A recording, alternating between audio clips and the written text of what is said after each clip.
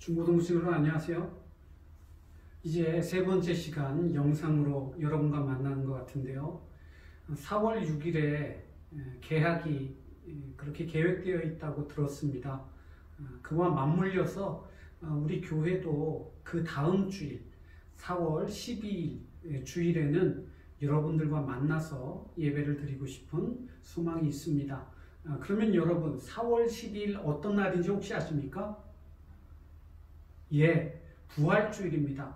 또 4월 12일에는 우리가 건축하고 있는 새 성전에서 여러분들을 만날 수 있었으면 하는 기대가 있습니다. 여러분이 이제 찬양의 시간, 찬양 한 곡 함께 듣고 부르는 시간을 가질 텐데요. 마커스의 그는 주입니다. 지지난 시간 우리가 스티그마, 예수님의 흔적을 가진 사람들이라는 의미로 말씀을 나눴는데 마커스가 바로 그런 의미가 있습니다. 우리를 위하여 이 땅에 오셨네. 죄인 구하시려 생명을 주셨네. 죄의 마음으로 세상을 섬기며 이 땅 회복하신 십자가를 전하여 우리를 위하여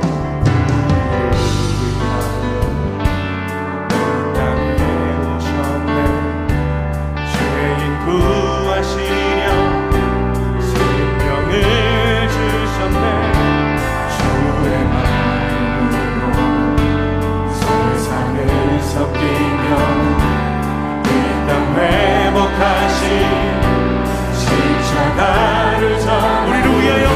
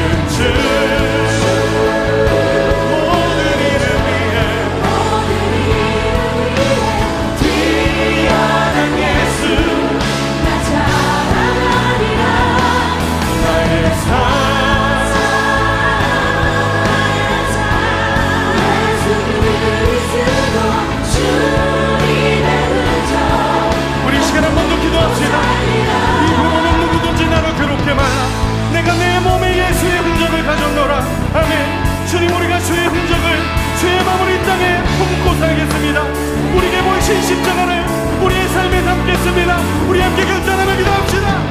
주님, 오늘 우리에게 주시는 하나님의 말씀은 누가복음 6장의 말씀입니다. 여러분들 성경책 다 펴시기 바랍니다.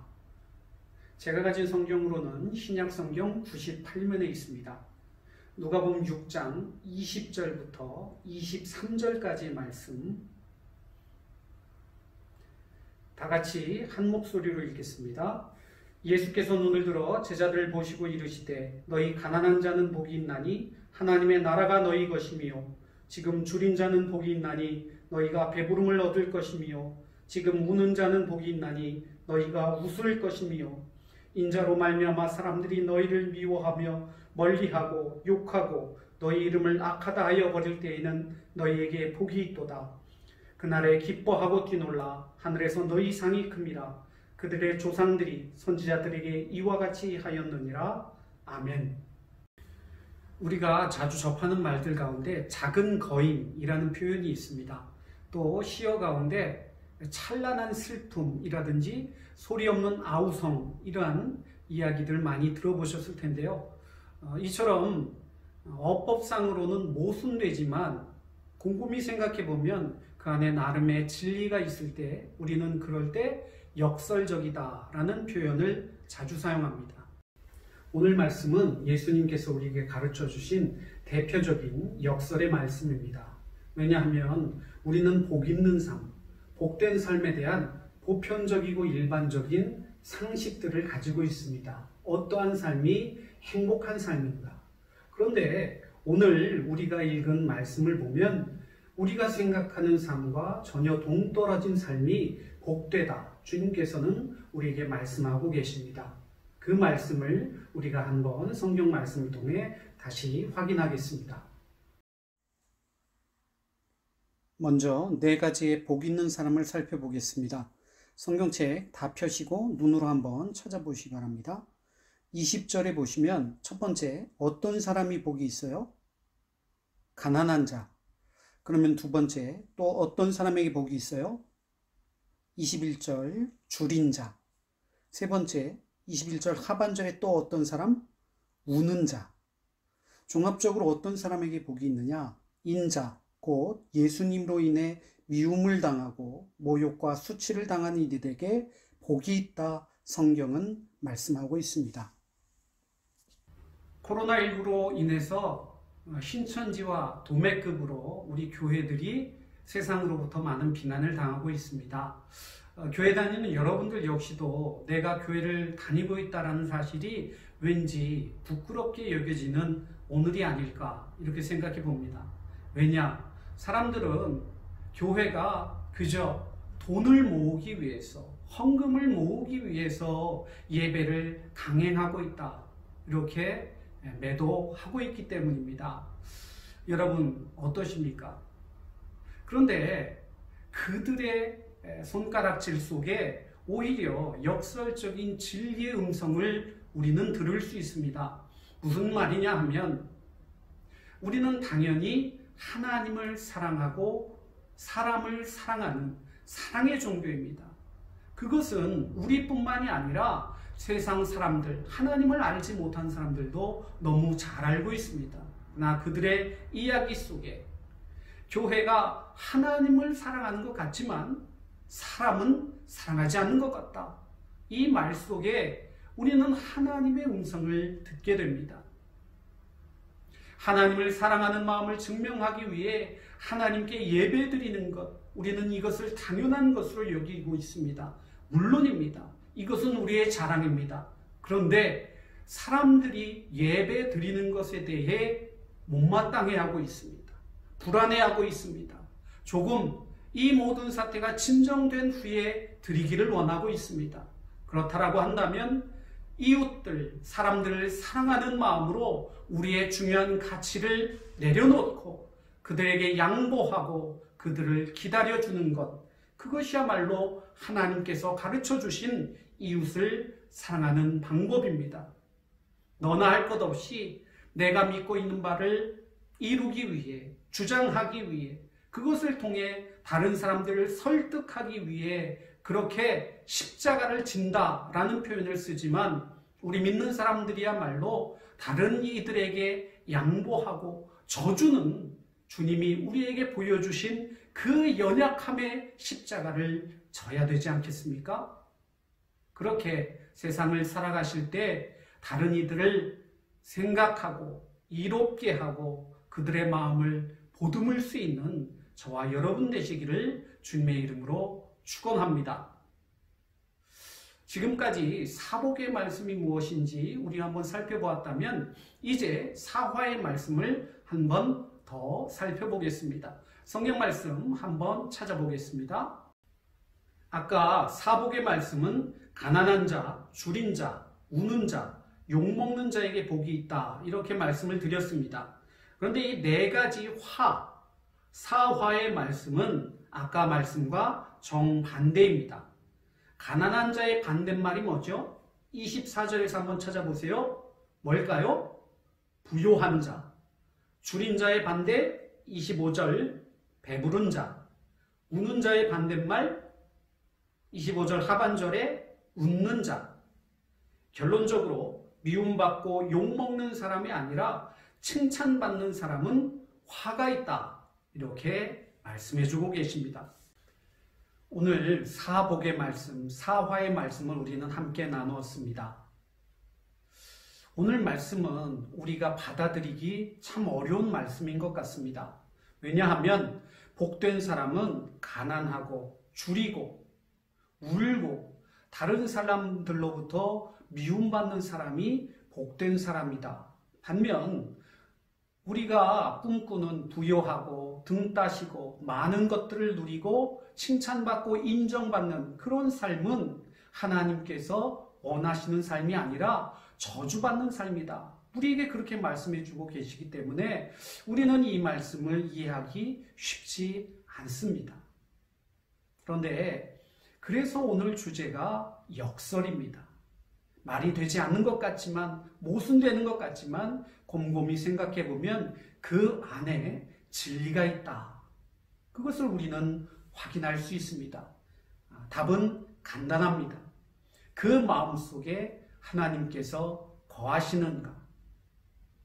그 마음속에 우리 주님이 살아 역사하시는가? 그것 하나만 우리가 놓치지 말았으면 합니다. 우리가 배부르려고 합니다. 부자가 되려고 합니다. 행복하려고 합니다. 그러기 위해 내가 주인이 되어서 내 노력으로 내가 가진 열심으로 무엇인가를 이룬다라고 한다면 그저 하나님은 그 목적을 위한 우상에 불과한 것입니다. 그러나 우리의 삶의 목적이 하나님에게 있다면 하나님이 나와 함께 하시는 것이 내게 은혜가 되고 하나님께 감사할 제목들이 넘치게 되고 그 은혜 때문에 그 감사의 제목 때문에 우리는 오늘도 누군가 낮은 곳을 향해 우리의 눈길을 돌릴 수 있고 그들에게 하나님의 사랑을 전할 수 있는 그래서 그들이 혹시라도 오늘 가난할지라도 줄일지라도 사람들로부터 미움을 받거나 손가락질을 받는다 할지라도 그 사람에게는 내일이 있습니다. 희망이 있습니다. 그들의 삶은 복된 삶이라는 것입니다. 사랑하는 중고등부 친구들, 오늘 말씀 마음속에 새기시고요. 우리가 우리의 삶을 열심으로 노력하는 것 중요합니다. 그러나 그 모든 것이 어디로부터 오는 것이냐? 바로 하나님의 은혜이다. 이렇게 고백하면서 주님이 주시는 은혜 가운데 감사할 제목들이 넘치시는 삶을 살아가시는 저와 여러분 되시기를 주님의 이름으로 축원합니다. 기도하겠습니다. 하나님 아버지 감사드립니다. 오늘도 이렇게 영상으로 남아 주님께 예배드리게 하여 주심을 감사드립니다. 하나님, 우리의 현실이 녹록지 않고 앞이 보이지 않고 그저 피곤할 따름이고 절망만이 가득하다 할지라도 그 속에 주님이 계시다면 주님을 향한 믿음의 눈을 들 수만 있다면 하나님께서 우리에게 희망을 주시고 내일을 주시고 다시 기회를 열어주셔서 하나님께서 허락하여 주시는 하나님의 나라 우리에게 펼쳐질 줄로 믿습니다.